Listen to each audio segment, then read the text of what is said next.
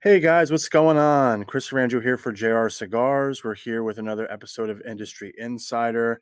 I'll peel back the curtain a little bit. This is take two with Alex. We had him up in the studio back in July, but things didn't work out. So he was gracious enough to come on virtually and hop on here to sit and chat with us again. So what's going on, Alex? How are you? I'm doing good, man. And don't worry, I'm usually a strike three guy. So as long as this one works out, we'll be good. All right, all right, perfect, perfect. That's good to know for the future. So. Last time you guys were up here, was the summer or fall of I think 2023? September. September, yes, yeah, yeah, September of 2023. Um, we sat with you, Mark, Zach, and really was just an interesting journey how you guys all came to be. I still find it really interesting and fascinating that I don't think any of you are over 25, and like the things that you've accomplished are awesome in this business. You love to see it. You guys know your cigars like the back of your hand. It's really nice. I think it's taken me years to really start being comfortable with what I know and being comfortable talking about it. But since we talked to you last, could you fill us in? Is there anything new going on?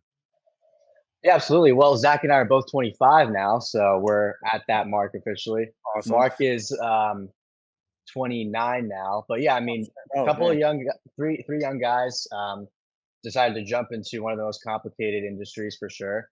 But it's been a blast. So when we were last on with you guys, we had our original release of the Besa cigar, which is the Ecuadorian Habano wrapper. That's a more mild to medium stick. Great for beginners. Still enjoyable for people like us that smoke cigars all the time. So since we last spoke, we have released the newest edition of the Besa cigar, which is our more full body experience using a Mexican San Andreas wrapper. So appealing more towards people who enjoy a more full body cigar, a little more of the richness, flavor notes when it comes to like espresso and cocoa. A little more on the darker side, the more rich side, but relatively same blend internally, just tweaked a bit so that way you can get some more nicotine. It's more full body all around in terms of flavor, in terms of strength, and everything like that. So that's like the biggest news we've had since we last spoke. Of course, the podcast is still going strong. We'll get more into all these things as we go on. definitely, yeah. So could you talk about a little bit more about, um, I guess the decision to make a sequel to the first original Basis cigar? Was it? Did you guys feel like was it just the right time to do it? Um, were there any reservations of creating a more fuller body blend? What was the if you could tell me what the process was for that, and how's it been received so far within the community? Yeah. So it was always in the plan to have, I mean, of course, as many different blends and different facings as we can. Originally, when we came out with the Besa, we wanted to make sure that our first release was something that could be for everyone. So going a little more on the mild medium side, a very smooth cigar that everyone can enjoy, whether you're new to cigars or whether you're 20, 30 years in. And then we had the idea, of course, once that was doing good, to say, okay, we've got enough credibility. We know the cigar is good and it's doing good. We can now take the success that we had from that cigar and bring forth now our more full body Maduro. So it was always in the plan. It was just a matter of timing, kind of like you said. So after about um, a year and a half or so of pushing the original Besa in both the Toro and the uh, Rothschild size, which is a short Robusto, we decided to go ahead and go and release our new Maduro. So that was officially, I believe, in May when we started sending it out to shops and doing events and stuff with the new Maduro. So we started working on that probably in January, um, and we basically sat down with the factory that we work with and said, okay, we're going to basically take our blend right now and tweak it so where it's going to be more full body. So we tried a few different types of Maduro wrappers. We thought about doing a Connecticut broadleaf, but that got shot down quickly because we said, well, that's a very hard wrapper to get and maintain. So it's probably not a good idea to release another cigar in our core line that uses a wrapper that's so hard to get and hard to keep coming in. Yeah, and I So we think looked at at some sorry, isn't it yeah, at some point really quickly, the Connecticut broadleaf like the shortage? yeah. I mean, Was that it's such before a or after the kinda, like, decision, I guess, you decided to, like, not go that route? it was kind of around that same time, and we talked with our factory and kind of asked them what it would look like realistically.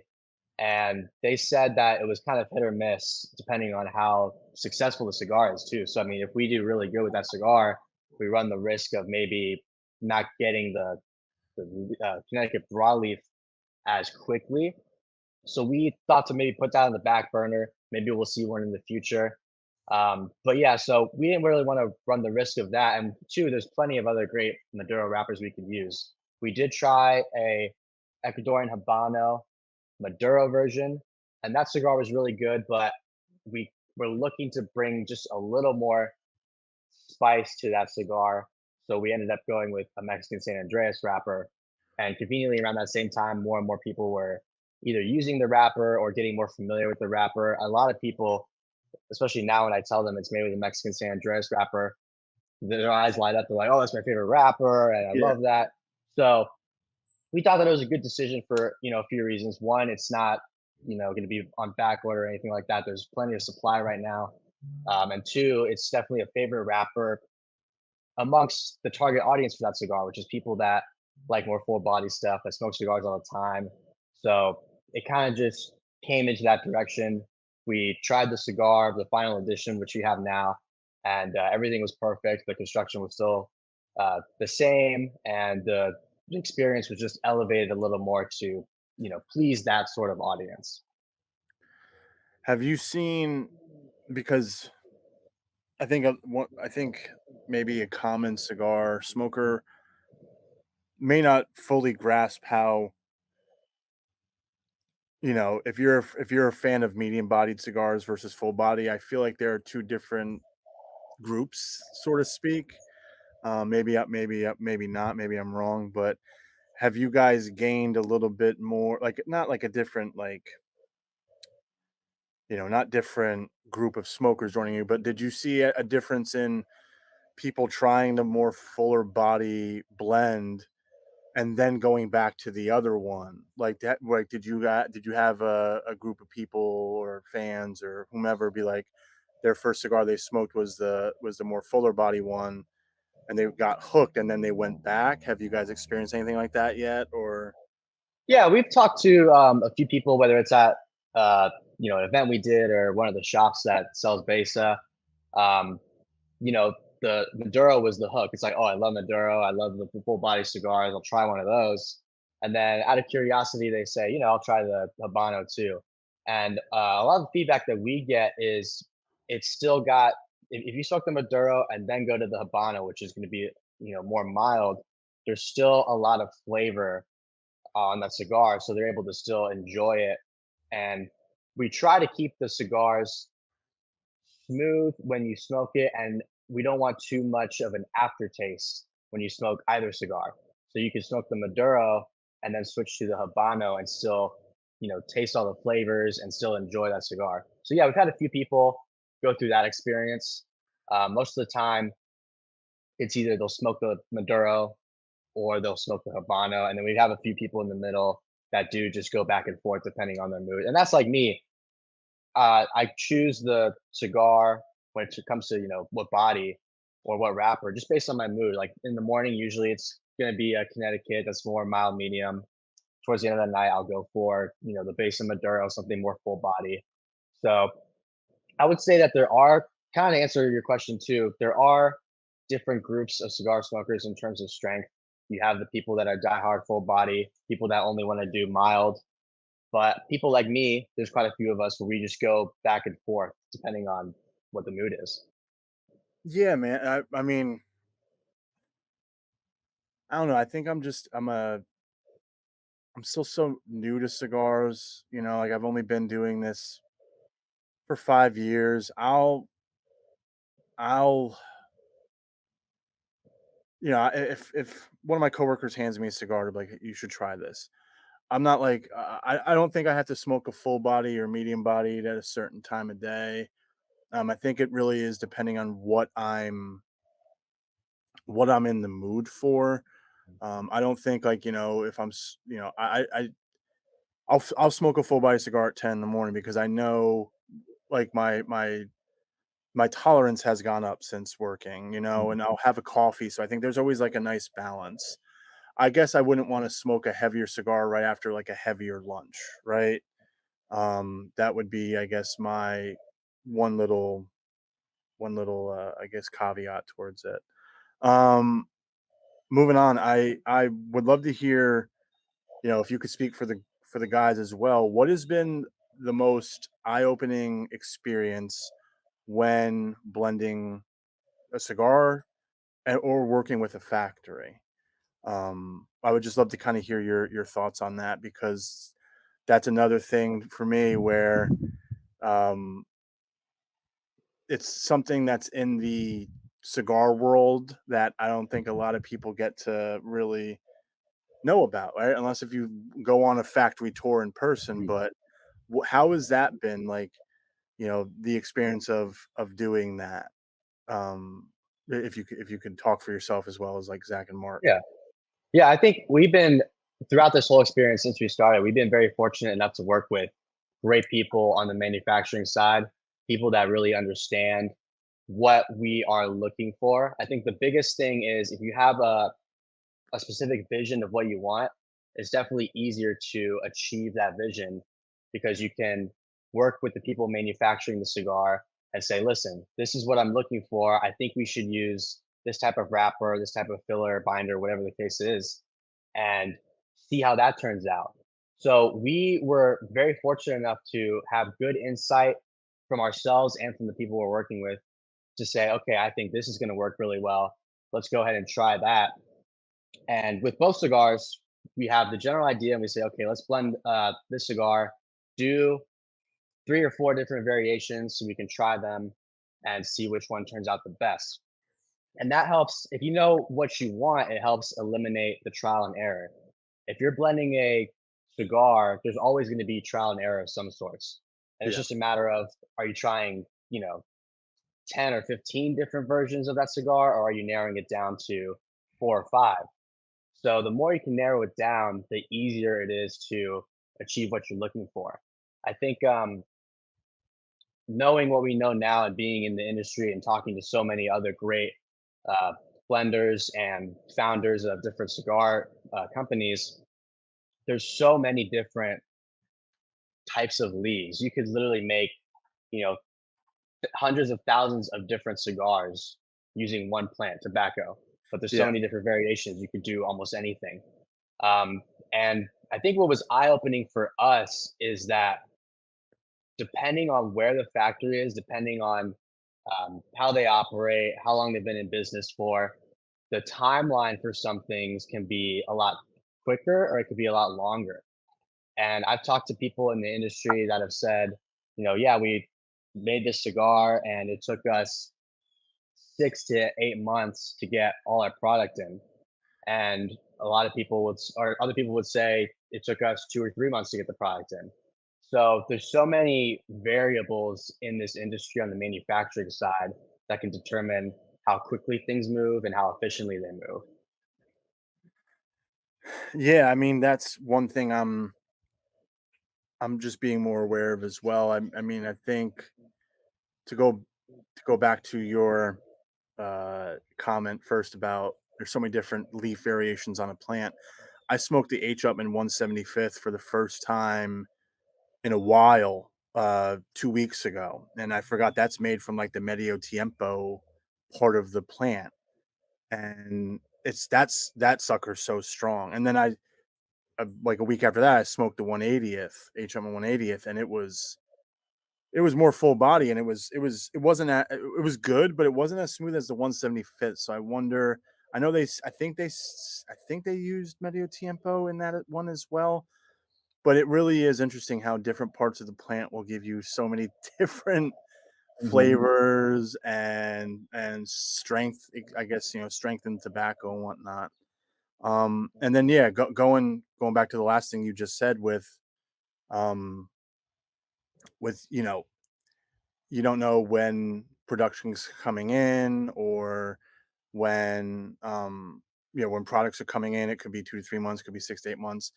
There was an instance where um, I think for us, I think it was the JR Revival where the cigar was sitting like an extra year or so in the warehouse, so it was aging for an extra year.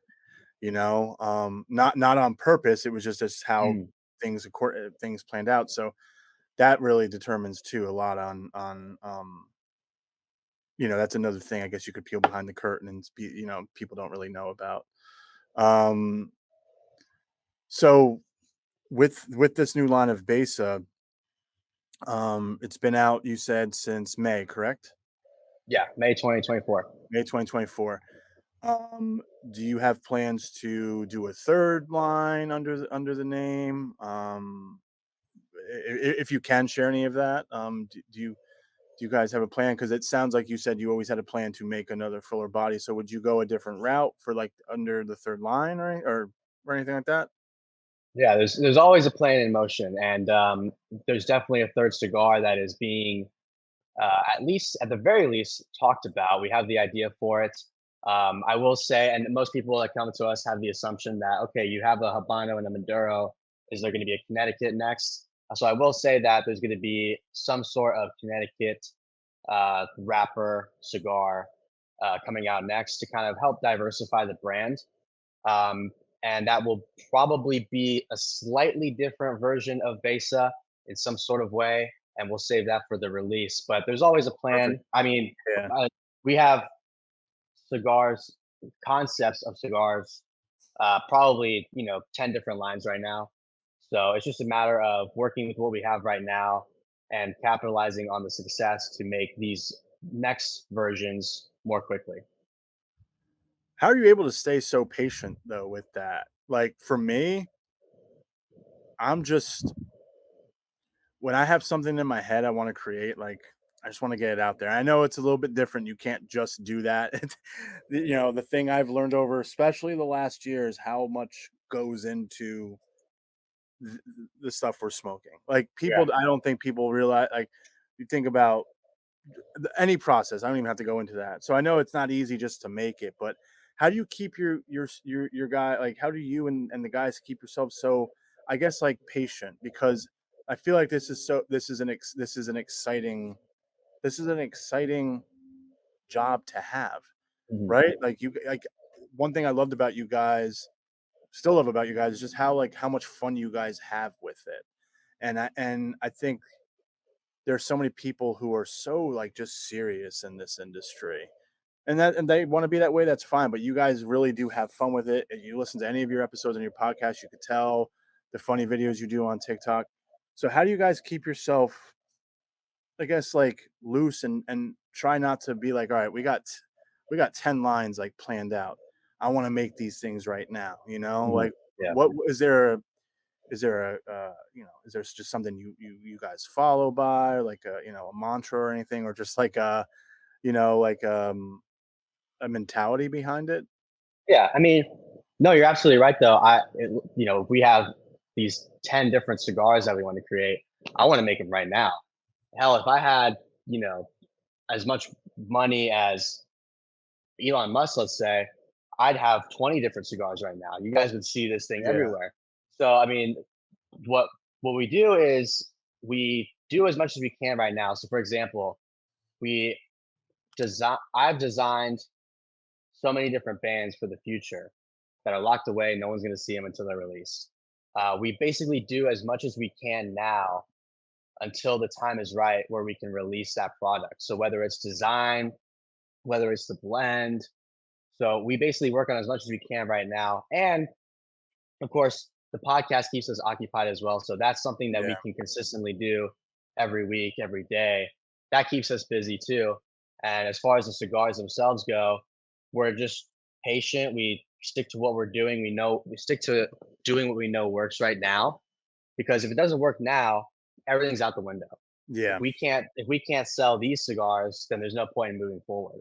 And I think the idea from the beginning was, let's release this one blend, see how good it does. If it does really good, we'll continue. And if it doesn't, worst case scenario, we have a bunch of really great cigars we can smoke for very cheap. Because of course the pricing is going to be way cheaper when you make your own cigar. So it's always been that mentality of taking it step by step, doing the best we can now and making sure it works now. So that way when we do have 5, 10 blends in the future, we have everything set in place. We know what we're doing now. We've learned so much already. I'm sure we're going to continue to learn so many more things in the future. So that's just kind of it's fun to look forward to, but we're able to stay patient, and it is hard as sometimes I want to release as many cigars as we can. I want to release as much content as possible, but we try to stay occupied with what we can, and we look forward to the future. Nice. That was a very, very good answer because I feel like sometimes I know I'm just saying I feel like sometimes I'm the only one that like I know I like my one of my I don't know uh flaws is I get ahead of myself. It's because I'm just so excited. If I'm excited about something, I want to do it now. But you're putting it into perspective. Like if these don't work out, then those 10 ideas will not even exist. So I Yeah. think that really keeps you guys grounded and focused. I didn't know you designed the bands in house. Essentially, you're doing that. I think that's also that saves money, but that's also another way to get your creative outlet and juices flowing too, which I think is really sweet. And I don't know if that's a common thing or people hire from outside, but I think that that's pretty cool too. You know, it shows like when you show up to a cigar shop and you have a table and you're ready to sell these, you could say like this is our creation from everything.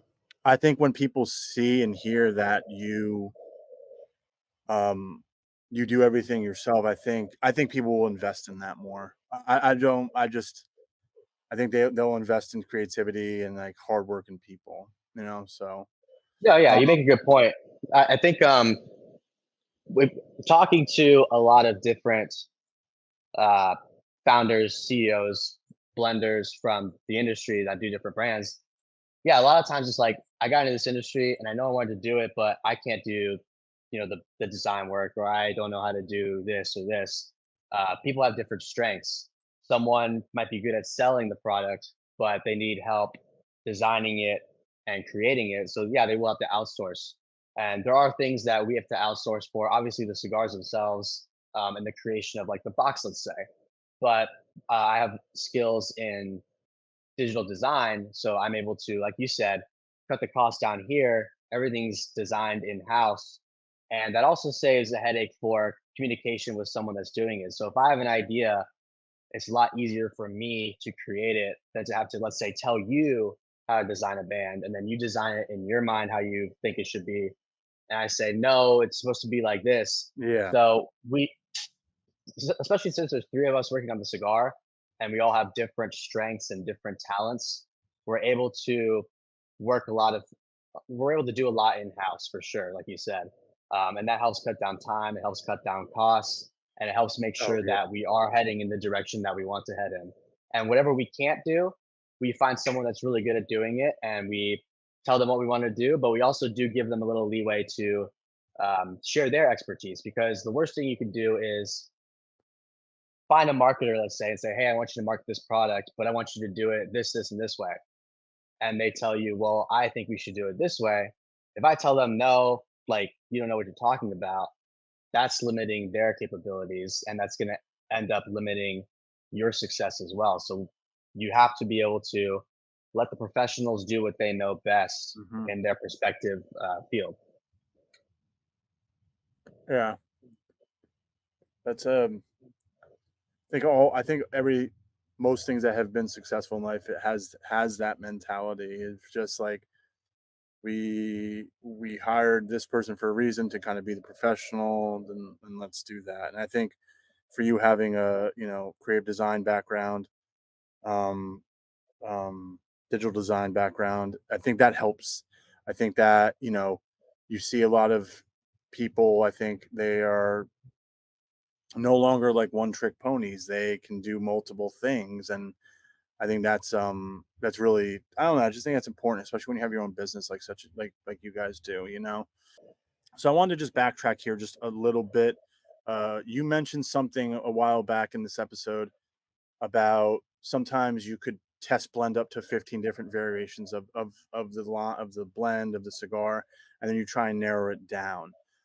How common is that? Are you giving the manufacturer, the blender, like these are the specs we want, these are the leaves we want? How long do you guys let the cigar sit for before smoking it? Or like once it's rolled, do you try it right away? Because I've just heard through the grapevine different people. Um, like I heard even last week, Eric Espinoza, once a cigar is rolled at the factory, he likes to smoke it right away. Some people will fly with it and let it sit, 2, 3 hours, get there and then smoke it. So when you guys are doing test blends, what is like your process, if you don't mind sharing it? And how do you know specifically, or if Mark or Zach has shared this with you, but how do you know when like the cigar is like, that's it, like we just nailed it right there? Yeah. So in terms of trying a number of blends, when we first came out with the Besa Habano, before we knew what the blend was going to be specifically, we had an idea based on a specific cigar. We said, okay, we like how this cigar is. Let's try and replicate it. Not exactly, but let's make something similar because we all like the profile that this cigar has. This is kind of what we want for our first cigar. So we went to the blender and said, hey, we're gonna try and make a cigar like this, and we're open to your advice on what wrapper we should use, filler and binder, stuff like that. And we had 4 different variations from there, tried the different ones, and that's when we landed on the Ecuadorian Habano version. With our second one, we had a better idea of what we wanted specifically. So I was able to tell them, hey, let's take this blend, add, like, for example, more Lajero in the filler, something to give it a little more spice. And then we're going to try these 3 different types of Maduro wrappers, and we'll see which one tastes better in the end. Because just changing the wrapper is going to change the cigar completely. So we found the Mexican San Andreas was definitely the favorite in terms of that blend that we had. So we went and rolled with that. In terms of when we smoke the cigars after they're made, we do wait for a period of time for the cigars to rest because if, in my opinion at least, if you take a cigar right when it's rolled, it's not going to taste the same a month or two later. It hasn't rested yet, it hasn't settled. So I've even told the manufacturer, don't worry about sending those cigars to us right away. Let them rest for a month or two. So that way I'm not itching to try them. If I've got that in my hand, I know that it's not going to taste the way it's supposed to right away, but I'm still going to want to smoke it. So I'm just wasting Yeah. product at that point. Yeah. So I said, let it rest for at least a month or two, send it to us. And then sometimes we even wait a little longer because I have tried a basic cigar that was basically right off the factory line, let's say, and it does not taste the same as it does, a month or two later when it does set. So Really? oh yeah, it's very similar, but it comes off as more harsh if that makes sense. But Yeah, once you no, let it set, that I could tell makes a lot of sense. yeah, once you let it set for a month or two, though, it's gonna pretty much slow down at that point, and then it's gonna taste the same for that year. And then, of course, if you age a cigar for years and years, it'll slowly change flavors and change body. Usually, it ends up being a good thing. It'll lose some of the body, and the flavors will mesh together better. But at least when you wait that 1 or 2 months, that's where the cigar is supposed to be. And then as far as aging after that, it's just personal preference. Do you want to smoke it Yeah. now, or do you want to age it for 2 or 3 years before you smoke it? Yeah, and you make a good point there.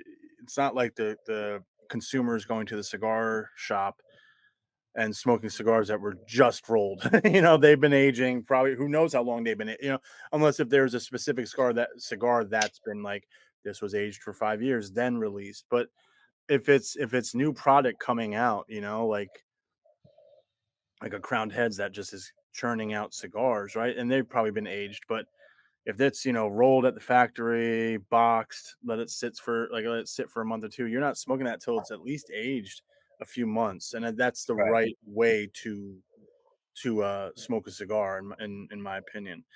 And Yeah, that's and go ahead, sorry. yeah, real quick, too, um, a lot of the cigars that are made are using tobacco that has already been aged. Because if you use tobacco that's, basically fresh, freshly cured, sometimes it's not ready to use for a cigar. So the tobacco we use has been aged for a period of time already. But yeah, still, when you blend that cigar together, the tobacco hasn't rested enough to be what it's supposed to be, if that makes sense. Yeah. Yeah, I've never had a chance to experience, like, smoking a cigar once it's rolled. I could see it being harsh, I could see because it's so fresh and raw. Um, but no, that whole process is interesting. Do they I'm assuming manufacturers understand, like, you're gonna be very, like, we want, not I don't wanna say I don't want it to come off like a negative connotation, but, like, nitpicky about it. But I feel like with cigars, you have to be. And I equate it to being a really good director. Like, a director will not settle for just okay. Like, you have a vision in your mind. These are the tobaccos I want in my cigar. So if we can put a little bit here of this, there, and that, and it's all just about, like, addition by subtraction, and or vice versa. Like, you're trying to, like, you're like what is it, a puppeteer, so to speak. I feel like, and I feel like maybe blenders and manufacturers will understand that, because you have a specific vision in your head. So it's really interesting. Yeah, I think there's nothing wrong with taking your time to perfect a product, any product. So yeah, there is going to be times where you go to the person creating your product saying, "Hey, this isn't exactly what I want. Let's make it better. Let's do this and this." As long as you do that in as long as you're nice to the guy that's working on your product, that shouldn't be an issue. If you're Yeah, going to be, rude and say it's your fault, you don't know what you're doing, then that's going to be an issue. But yeah, I think there's yeah, absolutely no problem with taking your time and making sure your product is ready to go, because the last thing you want to do is say, oh yeah, it's good, we could sell this, and you had a chance to perfect that so where you could have more success in the long run instead of rushing the product. yeah. There's not to contradict myself with saying, oh, I love getting things done. I want to get them done. There's when it comes to, I feel like, creating a cigar, you have to. There's a good balance of taking your time with creating one, but also don't beat a dead horse and have 15th or 20th sample blend of this of kind of the same thing because you want, like, a one little tweak, like, you have to find a Yeah. balance of that. So how has the Cigar Guys podcast been doing since we last spoke? How are you guys doing? What guests have you have had on there? Any fun stories you could share? Yeah, I think since we last spoke about a year ago, um, we definitely doubled our success in terms of the podcast, and we've been able to bring on more guests that have been in the industry for longer. For example, one of our most successful episodes now is with Steve Saka, and a lot of Oh, people know nice. who Steve Saka is, and if they know him, they know uh, his reach. He has a huge following, and anything that he puts out is going to be seen by not only seen but engaged with by a lot of people. Yeah. So he shared that episode we did, and that one blew up. Everyone went and watched it. Everyone that follows him, and of course, a lot of knowledge from Steve Saka. Cool dude as well. I mean, I think some people would tell you that Steve Saka is kind of an a-hole, but I think that his humor He matches tells you that ours. he So is. yeah, Like, that too. I mean, he's like, he yeah, I says am. it. He But says too, that. I mean, I love the guy. I think his humor matches ours, and maybe there's a disconnect with some people. But I mean, great wealth of knowledge, great conversation. He himself too said he really enjoyed that podcast, and he hadn't really heard of us before, so he was a little skeptical. But after the conversation, he told me, he said, "Hey, this is one of my favorite shows that I've done. Let me know when you want me to have when you want to have me back on. So that means a lot to me and the rest of the guys. We've had people like I will say our funniest podcast for sure was with Matt Booth. I mean, Oh yeah, that guy will if that guy doesn't make you laugh, there's something wrong with you. This guy would just joke after joke, and he has that very nonchalant, doesn't care what he says, but he is funny, and again, a wealth of knowledge from him. He's also been in the industry for a very long time. We did a yeah, podcast with him and Justin Andrews, who's also been in the game for so long. And then two people that are newer to the industry. There's a cigar out there called San Pere. They work with Hochi Blanco, and that the cigars are made with tobacco that's been aged for 10 years. They're a very high luxury cigar for sure in terms of quality, in terms of price as well. So people that are new to the industry, we just did a recording with Omar from Fratello Cigars, who is another brand that's got a bunch of facings, but I mean they're still relatively new in the industry. Um, so I mean, so many great guests, and I you can go to, of course, our podcast to see who we've had on. But it's been a great opportunity to not only just host these people on the podcast, but talk to them behind the scenes and have them share stories or share their experience with us. What I love about this industry is everyone we've talked to has been so generous about helping us and just sharing their advice with us. So that's helped us as well with the production of our cigars and getting the word out there. So it's very fortunate to talk to all these people and have all these people be so gracious with sharing their knowledge and the good and the bad that they've gone through. I mean, yeah, you I think for your situation is obviously a little bit different than I would say my situation because there's not a lot of there's a handful of obviously videographers in the industry. I feel like a lot of people, do it themselves. Like you guys do your own podcasts and your own TikToks and stuff. I think what's really interesting about you is maybe someone like, let's say, a Matt Booth, Steve Saka, two big names you mentioned.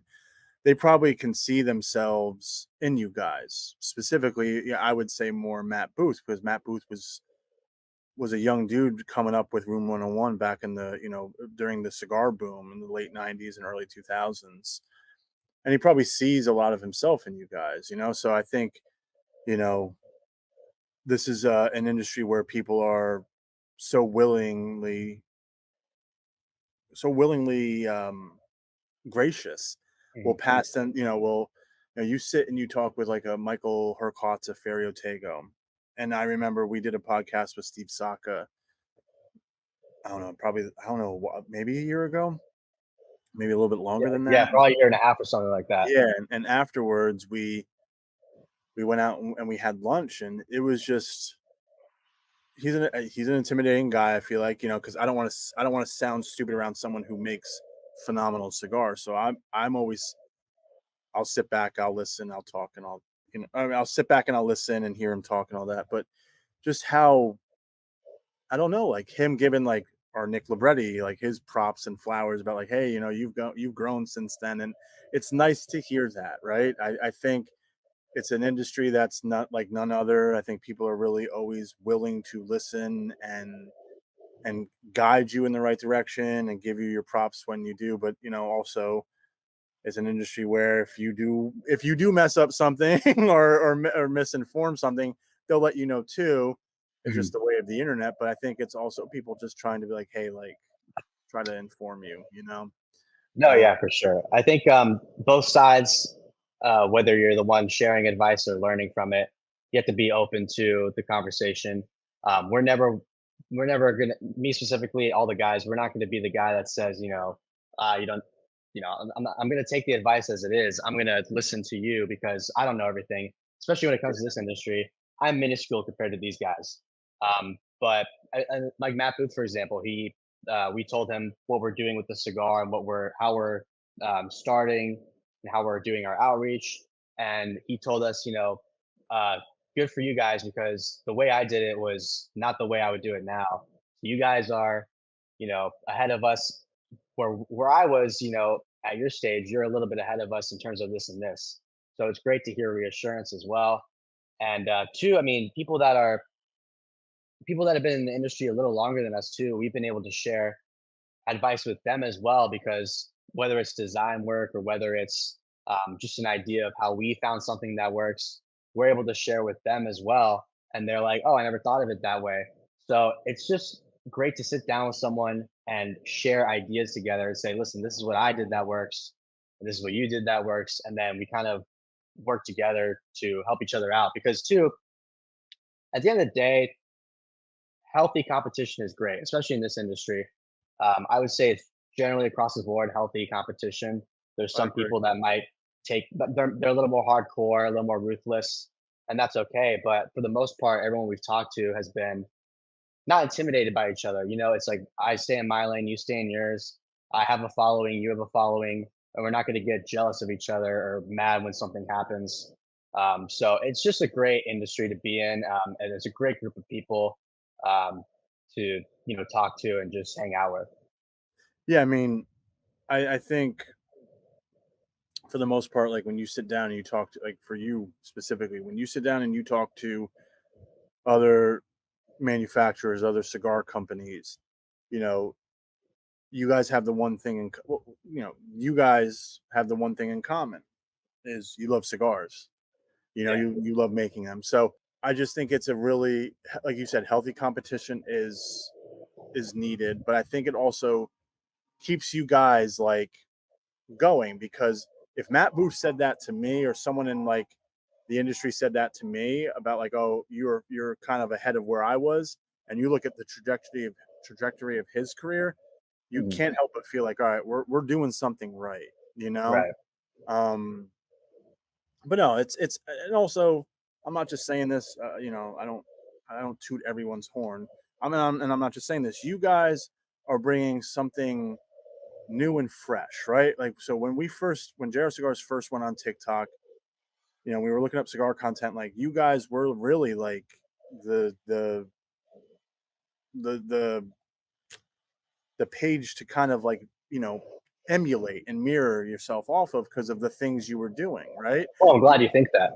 I do, because, well, we were doing the podcast, right? And we had Yeah, YouTube and we had Spotify, and you know the new thing was to get on TikTok if we want to do reels, not always put it on Instagram.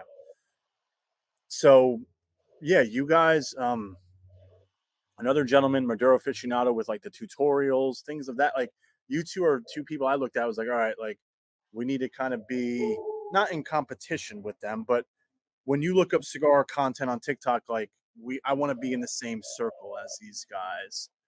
Because you're not, maybe I'm not looking hard enough, but you're not seeing a lot of it. So you're not seeing a lot of good cigar content on TikTok, in my opinion. You're seeing guys driving around in the car, smoking, and then rating the cigar. Like, that's good that they're doing it, but like, yeah, I personally think cigar content could be so much more. Right, sitting there yeah. and like you guys interviewing Saka, interviewing people, like, having the interviews. You guys, I love your studio. Like, I think just setting the bar for that is so important, right? Like, so I think I think older guys look at you, who are like, man, if I was 20, if I was 25 in this day and age, would I've done things like, would have Matt Booth, I think personally would have been like like a real cigar personality on the online, right? Because like you said, if you don't laugh when he says something, then yeah, you got no sense of humor, because Yeah, he's just exactly. so entertaining. I Um, think too, real quick, yeah, um, especially when it comes to TikTok. TikTok's a totally different animal when it comes to um, YouTube or Instagram, and in such a way where now Instagram is mirroring TikTok in some ways. Reels are a big thing. Even YouTube Shorts are a big thing. So TikTok totally changed the game in terms of content. Um, it can be a good or a bad thing. You can argue either way, but a lot of people now have such a short attention span because of TikTok. It's information quickly, 30 seconds, 60 seconds, yep, and then move on. So it's definitely important to adapt with social media and also know the differences between TikTok or YouTube. YouTube's still great for long form content, more professional content like what we do, long form podcast interviews. And TikTok A lot of times, I mean, we post clips from our podcasts. Some of them do okay, but some of them don't really do good just because people aren't really looking for that. If they want that, they're going to go to the YouTube or the audio Yeah. podcast. So from the beginning too, when we started the TikTok, we were just kind of having fun with it, making skits or just lighthearted content, nothing too serious because at the time, especially, people weren't looking for that on TikTok. Now, there's definitely a huge market of people on TikTok that are looking for very professional, serious information. But unfortunately, if you want to go viral, it's got to be something stupid. It's got to be something funny. You can't be too serious with it, at least all the time.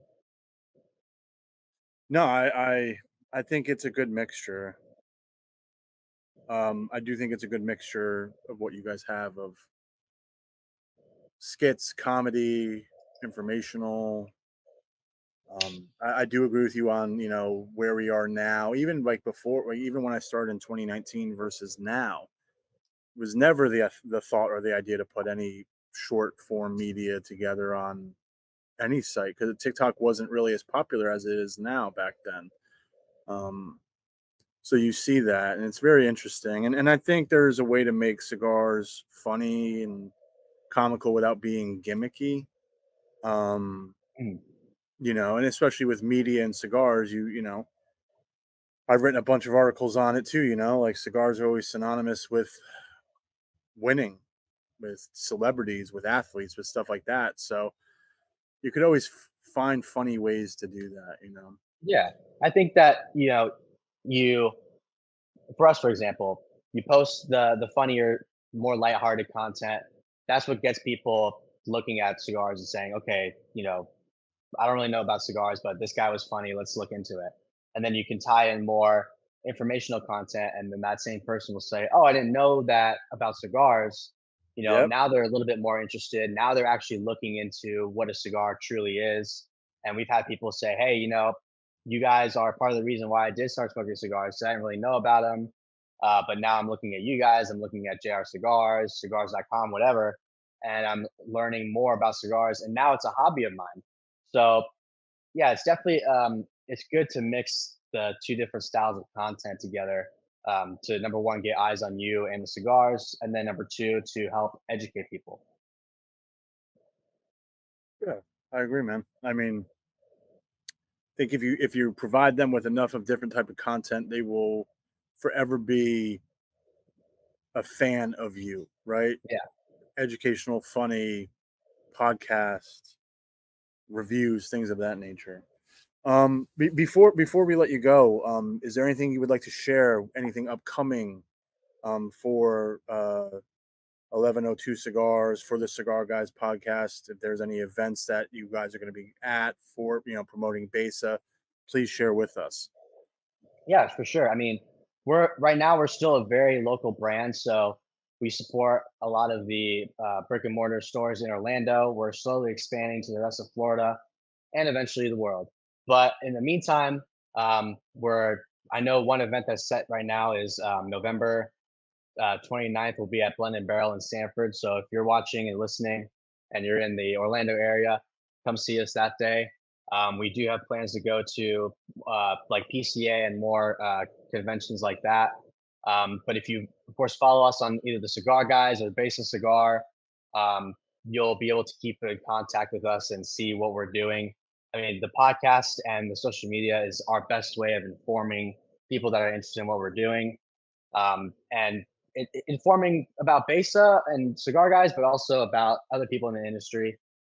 So it's just fun for us. At the end of the day, we enjoy what we're doing, so we appreciate sharing what we're doing, but also what other people in the industry are doing.